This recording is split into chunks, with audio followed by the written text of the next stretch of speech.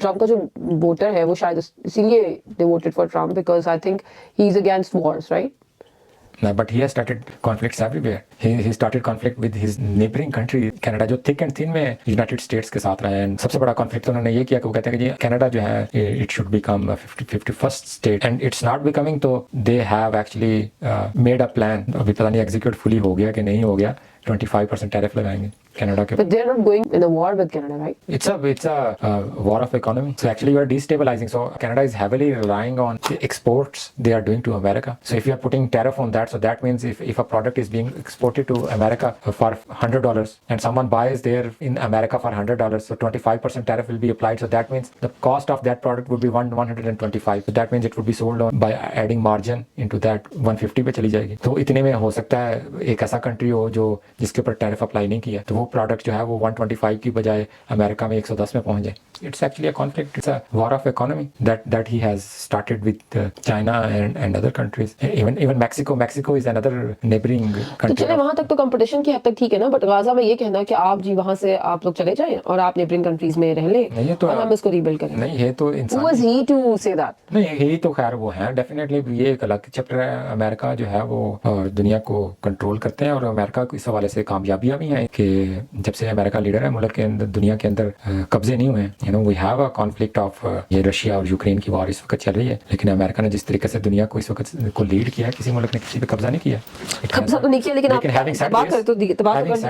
Having said this, अगर मैं इस ये रैशनल बात कर सकता हूँ ना, तो मुझे दूसरी रैशनल बात भी ये करनी होगी कि ये भी कोई मंतक और इसके पीछे कोई ग्राउंड नहीं है कि ट्रंप ये कहें कि जी जो वहाँ के लोकल रेजिडेंट्स हैं उनको उठा के कहा जाए कि जी आप रिलोकेट हो जाए किसी और जगह पे, जबकि जो इंटरनेशनल लॉज हैं they are against it states के आप किसी भी कम्युनिटी को उसकी कंसेंट के बगैर आप उसको उसके इलाके से बेदखल नहीं कर सकते। तो who is going to make America follow these laws? America तो देखें, आप वो माइट इज राइट है ना, माइट इज राइट है, वो भी अब चीजें अनफोल्ड हो रही हैं। मैं तो खैर ये नहीं चाहता हूँ कि अमेरिका का कोई डाउनफॉल है, टू बी वेरी फ्रैंक, क्योंकि मैं तो समझता हूँ कि अमेरिका जो है वो historically world is doing well under his leadership. You know अल्लाह ताला पाकिस्तान को मौका दे, अल्लाह ताला ऑस्ट्रेलिया को मौका दे कि मेरे ये दोनों मुल्क सफ़े अव्वल में आ जाएं, ये दुनिया को लीड करें। लेकिन अभी जो अमेरिका चला रहे हैं मुझे उससे भी इशू नहीं है। लेकिन इस वक्त तो यही है ना कि जो इस वक्त ट्रंप पॉलिसीज लेके चल रहे हैं, तो वो जो अभी तुम ख्वाहिश का इजहार कर रहे हो शायद वो फिल हो जाए कि जैसे जिस तरीके से अभी यूक्रेन और रशिया की वॉर के अंदर बिल्कुल यूरोप को साइडलाइन कर दिया गया, उनसे पूछा ही नहीं गया। जो यूक्रेन के सरबराह हैं उनको नहीं ऑन बोर्ड लिया गया, और सऊदी अरेबिया में टॉक्स हुई हैं between the delegation of United States and Russia,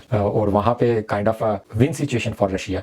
तो उसके लिए उसके हवाले से बड़ी रिजेंटमेंट है, not only Ukraine but all the European countries and as well as United Kingdom. सो वो रिजेंटमेंट है लोगों के अंदर। अब ये आवाज़ उठ रही है कि भाई हम हमेशा से डिपेंडेंट रहे हैं अमेरिका के अपने डिफेंस के हवाले से, तो we must think about it. सो ये थॉट उमड़ के आ रही है। इसी तरीके से जो नेबरिंग कंट्री में Canada, it's a strong country, अब उसमें भी डेफिनेटली रिजेंटमेंट होगी, तफरीक पैदा करेगी। तो वो अगर किसी के मन में ये ख्वाहिश है कि अमेरिका की अथॉरिटी कम हो, तो डेफिनेटली अगर यूरोप, यूके, कनाडा ये कंट्रीज जो हैं ये रिजेंटमेंट शो करते हैं, if they are unhappy about it, so definitely वो ये कहेंगे कि भी अच्छा हम अपना एक सिस्टम बनाते हैं, तो तुम चौधरी हो तो फिर तुम अपने घर में चौधरी हो। चौधरी तो इन्हीं लोगों ने बनाया हुआ है ना अमेरिका को। अमेरिका की अपनी कैपेसिटी भी है, लेकिन थले काम में भी तो होने चाहिए ना, कहने लगे चोई साहब तुसी हो। तो बेसिकली तो अमेरिका जब किसी पर पाबंदी लगाता है तो उसको एग्जीक्यूट तो यही करते हैं ना। अगर अमेरिका किसी मुल्क के ऊपर पाबंदी लगा देगा तो यूरोपियन यूनियन कहेगा कि जी हाँ जी अमेरिका की पाबंदी है, we will not be working with them. पर जैसे इजराइल के साथ ही सारे मुल्क खड़े हैं, तो क्या ये चीज इतनी सिग्निफिकेंट है कि ये मुल्क अमेरिका के खिलाफ हो जाएंगे या उससे सेपरेट आउट हो जाएंगे? इजराइल और गाजा की वाली पॉलिसी में तो ये लोग बड़े स्ट्रॉन्ग है, आई थिंक बड़े क्लियर है और ये इजराइल को सपोर्ट कर रहे हैं। नहीं, ऐसी बात नहीं है। अभी देखें मुल्कों के हवाले से तो एक बात है, लोग इतनी भी ऐसी भी बात नहीं है, बड़ी रेजोल्यूशंस पास हुई हैं इस हवाले से। ऑन वन हैंड जो मगरबी ममालिक हैं उसमें ये राय पाई जाती है कि हमास की तरफ से ये जो हमला हुआ था जिसमें इसराइलियों को यरगमाल बनाया गया था, उसको वो टेररिज्म कंसीडर करते हैं। But on the other hand वो साथ में ये भी कहते हैं कि ये ह्यूमन क्राइसिस है जो गाजा में हो रहा है, this should not happen.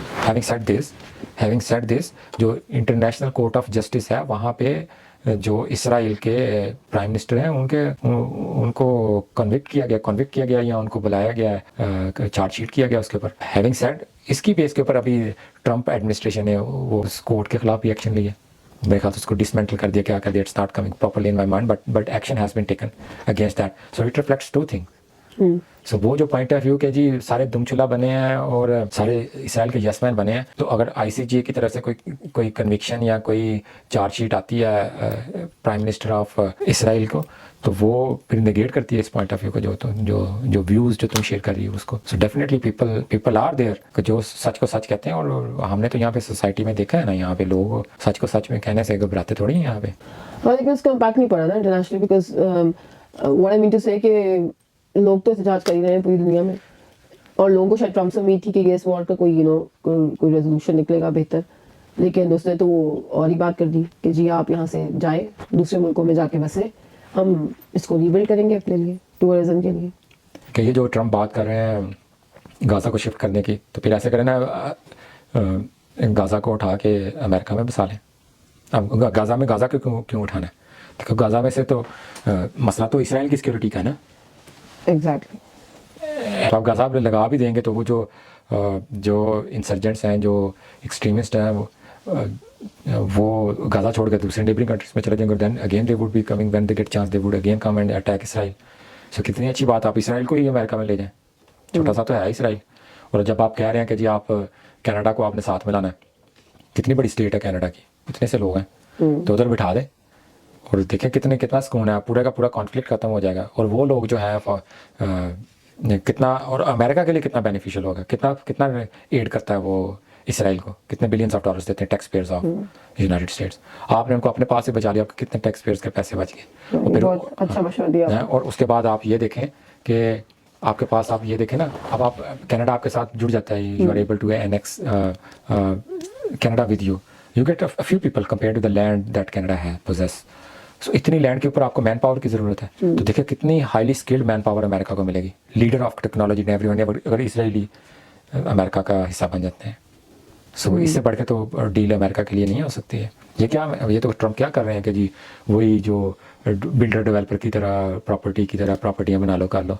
You got a huge opportunity. Israel को उठा के अपने मुल्क में बचाएं, उधर से लैंड लें, इसराइली स्किल फोर्स लें, कैपिटल लें, अपने मुल्क में बसाएं, और आपके मुल्क भी तरक्की करेगा, फिर आपको किसी की डिफेंस पे भी नहीं लगाने की ज़रूरत है, मजे करें। मैं ट्रम्प हूँ तो मैं तो ये करूँ, और फिर ये देखें इसराइल सेफ हो जाए। देखें ना, पीपल आर लिविंग इन, बात सही करनी चाहिए, पीपल जो इसराइल में लोग रह रहे हैं, they have right to live. कोई भी इंसान इस दुनिया में पैदा हुआ है, he has right to live. लेकिन वो लोग डर में, खौफ में ज़िंदगी गुजार रहे हैं ना, इधर से हमास का मज़ाइल आ जाएगा, उधर से हमास का मज़ाइल आ जाएगा, तो अमेरिका में चले जाएंगे, किसी का मज़ाइल भी नहीं पहुंचेगा। तो कैसी विन विन सिचुएशन है, कैसी मज़ेदार बात है। सिंसेरिटी की बेस पे बात करें, that's actually a good solution. You take Israel there and let people live there. और फिर हो सकता है, हाँ ये बात ज़रूर है कि एक मजहबी हवाले से कॉन्फ्लिक्ट ज़रूर है कि जी ये इबादत गाहें मुसलमान कहते हैं हमारे हैं, ये यहूदी कहते हैं हमारे हैं। हाँ, उसके ऊपर रेजोल्यूशन कर दिया जाए, वो एक कंट्रोल बना लिया जाए, एक अथॉरिटी बना दी जाए, वो अमेरिका अपने पास रख ले, जहाँ भी अमेरिका इंश्योर करे कि यहाँ पे मुसलमान भी इबादत करेंगे, वो सारे इबादत तो वो तो देखिए, जैसे आप जाते हैं मक्का मदीना जाते हैं आप हज करने, तो वो इंटरनेशनल पासपोर्ट वीजा ओपन है, जब एक इंडिपेंडेंट है तो वो अमेरिका रख ले। देखिए अमेरिका का फुटस्टेप भी उस रीजन में रहेगा, इसराइली भी सेफ हो जाएंगे। ऐसी इससे बड़ा ये बढ़िया माल आपको किसी और शॉप से नहीं मिलेगा, सिद्धू शॉप से मिलेगा। I agree, I support this idea.